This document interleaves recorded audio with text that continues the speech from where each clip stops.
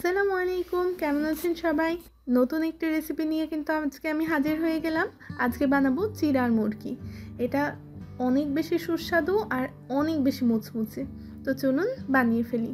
প্রথমেই আমি নিয়ে নিয়েছি হাফ কেজি চিড়া। হাফ কেজি চিড়াকে আমি 3 ভাগে ভাগ করেছি। তারপর এক ভাগ করে অল্প অল্প করে আমি ভেজে নিচ্ছি। আমি এটাকে মাটির খোলায় ভাজছি, আপনারা যে কোনো তাওয়াতেই ভাজতে পারেন। অল্প করে নেওয়ার কারণ হলো এতে চিড়াটা কিন্তু অনেক বেশি মুচমুচে হবে। তো এই তো চিড়া দেওয়ার পর খেয়াল রাখতে হবে চিড়াটা কিন্তু পুড়ে গেলে হবে না, এটাকে কন্টিনিউয়াস একটু নাড়তে থাকতে হবে। আর যখনই একটু মুচমুচে ভাবটা চলে আসবে তখনই এটাকে নামাই ফেলবেন। এভাবেই ভেজে নিলাম চিড়াগুলো। এরপর আমি দিয়ে নিচ্ছি এখানে 1.5 কাপ মতো বাদাম। বাদামটাও আমি ঠিক একই স্টাইলে আলতো হাতে নেড়ে নেড়ে ভেজে নিব। বাদাম ভাজতে কিন্তু সবসময় একটু বেশি সময় লাগে, কিন্তু একটা জিনিস খেয়াল রাখবেন, কন্টিনিউয়াস নাড়তে থাকতে হবে কিন্তু। এরপর বাদামটা ভাজা হয়ে গেলে আমি নিয়ে নিচ্ছি কালো তিল। কালো তিল ভাজার সময় আগে আমি অন্য হাতে নিয়ে নিয়েছিলাম একটা ঢাকনাটা সবসময় মুখের সামনে রাখবেন, নাহলে কিন্তু তিলটা ছিটে এসে আপনার মুখে চোখে পড়তে পারে। তো যেহেতু এটা একটা সমস্যা, তাই আমি আগেই সেটার জন্য ঢাকনা মুখের সামনে নিয়ে নিয়েছিলাম। তো এই তো তিলটাকে আমি মোটামুটি 1.5 মিনিট মতো ভেজেছি, এটুকুই যথেষ্ট।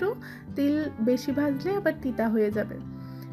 বাদামটা ভাজা হয়ে গিয়েছে, সেখানে আমি বাদামের খোসাটা ছাড়িয়ে নিয়েছি অফ ক্যামেরায়। বাদাম একসাথে নিয়ে নিলাম, বাদাম, চিড়া ভাজা আর যে তিল ভাজাটা ভেজে রেখেছিলাম সবগুলোই একসাথে একটা বাটিতে নিয়ে নিলাম।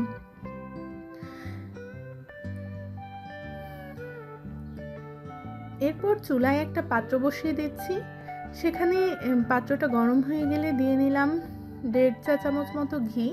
ঘিটা গরম হয়ে গেলে আদা দিয়ে নিচ্ছি। আদাটা একটু নেড়ে চেড়ে ভেজে নিব যতক্ষণ না আদাটার গন্ধ সম্পূর্ণ চলে যায়। আদা ভাজা হয়ে গেলে আমি নিয়ে নিচ্ছি 2 কাপ মতো চিনি। চিনিটা যাতে ক্যারামেল পুড়ে না যায় তার জন্য আমি অল্প একটু পানি দিয়ে নেব, খুব বেশি 3 চা চামচ। আর দিয়ে দিলাম গরম মশলা। সবগুলো ভালো মতো ক্যারামেল বানাবো। ভুলে গিয়েছিলাম লবণ দিতে, তো লাস্টে একটু লবণ দিয়ে নিলাম। তারপর ভাজা উপকরণগুলো সবগুলো কিন্তু দিয়ে নিচ্ছি। আমি এটা ক্যারামেলটাকে খুব বেশি শক্ত করে দেইনি, আবার খুব বেশি নরম রাখিনি, এরকম রেখেছি যাতে প্রত্যেকটা চিড়ার গায়ে গায়ে লেগে যায়। এই তো ভালো মতো নেড়ে চেড়ে নিব, খুব বেশি না, 2 থেকে 2.5 মিনিট নাড়লেই এটা খুব ভালো মতোই হয়ে যাবে। তারপর দেখুন এই তো পরিবেশন করে নিচ্ছি। অনেক বেশি ঝরঝরে হয়েছে আর এত বেশি মুচমুচে হয়েছিল। একে তো ক্যারামেল, তার উপরে চিড়াটাও সুন্দর মতো ভাজা হয়েছে, তো এটা কিন্তু খেতে অনেক বেশি স্বাদ হয়েছে।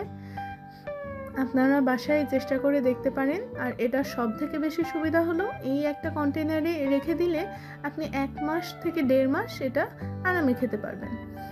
তো এই তো বানিয়ে ফেললাম আজকে চিড়ার মুরগি। এরকম নতুন ভিডিও দেখতে হলে আমার পাশেই থাকবেন। আজকের ভিডিও এ পর্যন্তই। আল্লাহ হাফেজ।